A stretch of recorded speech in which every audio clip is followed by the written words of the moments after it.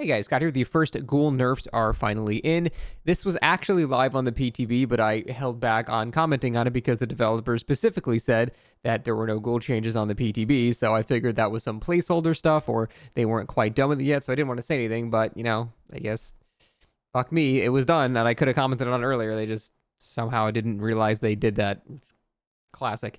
Anyway, let's go over what the goal changes actually are, because I did play with them on the PTB, and he felt completely fine. He still felt extremely strong. This is not a gutting. This is not a skull merchant thing. This is still an extremely strong killer, but I actually like a lot of the things that they did here. First up, reduce the tentacle range from 16 meters to 14 meters. That's not an incredible nerf. They also nerfed the add-on that increases the range by 2 meters, and they put it down to 1 meter. So we're looking at really effectively like 19 down to 16, sort of. So, I mean, it's, you know, it's a nerf. It's not really that much, and you're still going to be able to sling yourself across the map. Just for reference, like 2 meters, the difference is basically you running forward as killer for about half a second. So it's less than that even. So it's really not that much, but it's something. It's a start, and I think that's completely fine. Reduced enrage mode time from 45 to 40 seconds. Again, little minor nerf here too. You're still going to be enraged nearly the entire game, so that is still completely fine.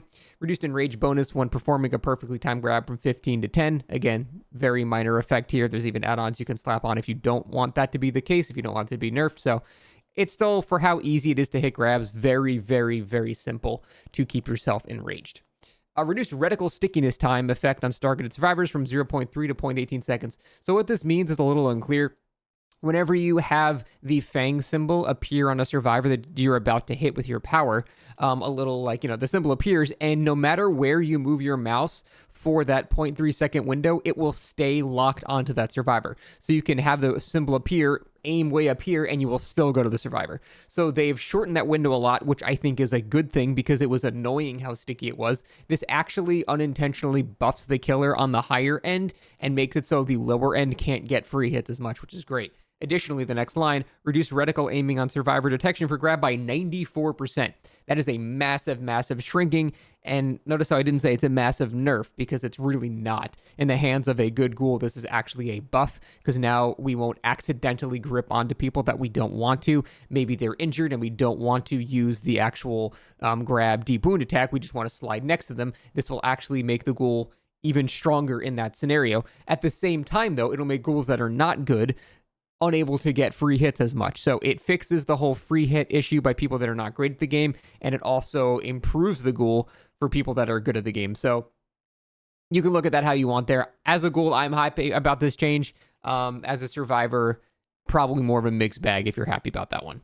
After breaking a pallet, if the killer power is not a cooldown, power goes into forced cooldown equal to a single leap usage. This is a fantastic change. In fact, I think a lot of killers should have this. Like Blight, for example, should have sort of the same thing. Now, in practice, when I used this on the PTB and I actually saw this effect, it did almost nothing.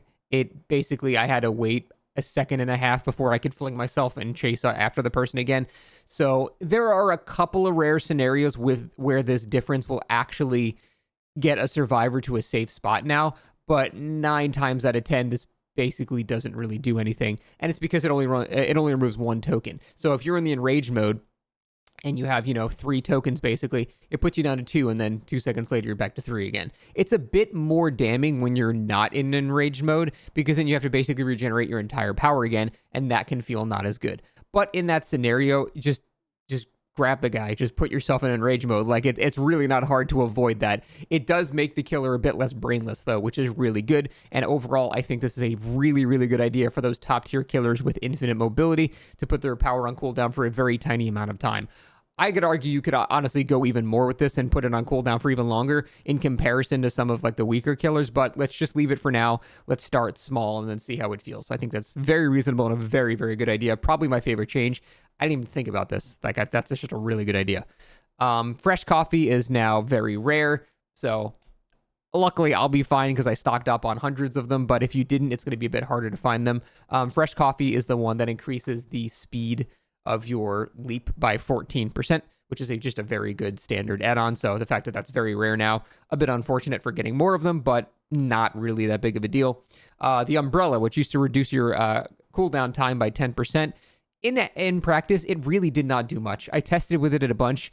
The add-on was almost worthless. Like everyone like said, "Oh, is this such a good add-on?" But I know Ots did some testing on it too. It really does almost nothing. So its previous effect being removed is not a big deal. I assure you, it was a very minor effect. Probably 1 in 10 times it would actually make the difference between not getting a hit and a hit. So now what it does is performing a perfectly timed grab attack awards an extra at 10 seconds of enraged bonus time, and now it is uncommon. So it'll basically make up the 10-second difference between these two numbers and keep you in enrage the exact same amount of time. But again, the issue is it's really not hard to maintain you being in enrage. So it remains to be seen whether or not it's actually going to be good. Bloodstained Handkerchief, which was my other favorite add-on, reduced the reach from 2 to 1 meters, so it's going to be a bit less beneficial in getting those extremely long range hits, which is completely reasonable. I'd argue you could even do more than that. The Tayaki, it reduced the enrage move cooldown from 15 seconds to 5 seconds and changed rarity from uncommon to common. That's a more sizable nerf. I never actually used this add-on though, so I can't really comment on it. But wait a minute. Yeah. Reduce the enrage mode countdown from 15 seconds to 5 seconds and change rarity from uncommon to common. Okay, yeah, so that is a nerf. I was trying to say, is that reducing the delay or the actual countdown itself? And I think that's actually a nerf, so.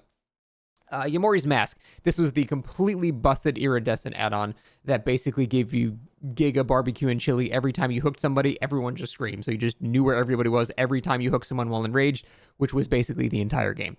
Now it only goes past 40 meters, so it's kind of like a different Barbecue and Chili. It's not really better or worse.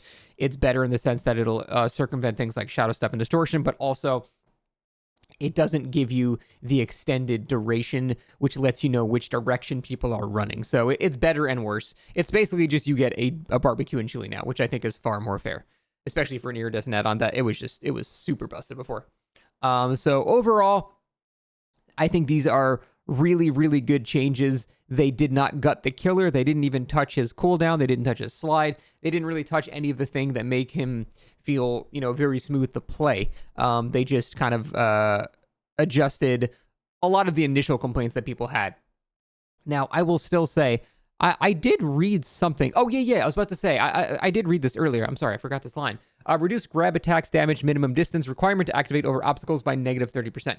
So basically what this means is if you have like an object here and an object here, the survivor is here and the killer is here, you need to be, as killer, you need to be closer now for it to shoot over that object, basically. So you can't like just be on the other end of like 7 pallet loops, see someone, hit them with the grab, and then it just does the damaging hit anyway. You need to be actually closer now. Like you can still shoot over a pallet and stuff like that, but if it's like a long or wide loop, you can't just get like a free hit over it now, which I think is completely fine. I really would have loved to see them reduce the range of the initial grab attack. I still think that's way too long.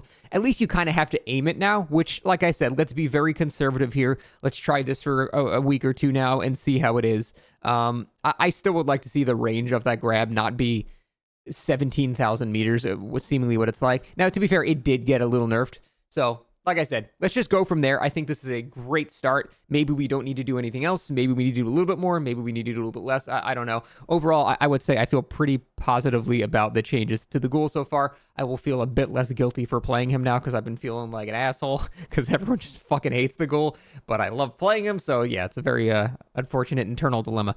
But overall, I think these are really good initial changes. I'm very happy with this so far. Curious to hear what you guys think. Thanks for watching. See you next time.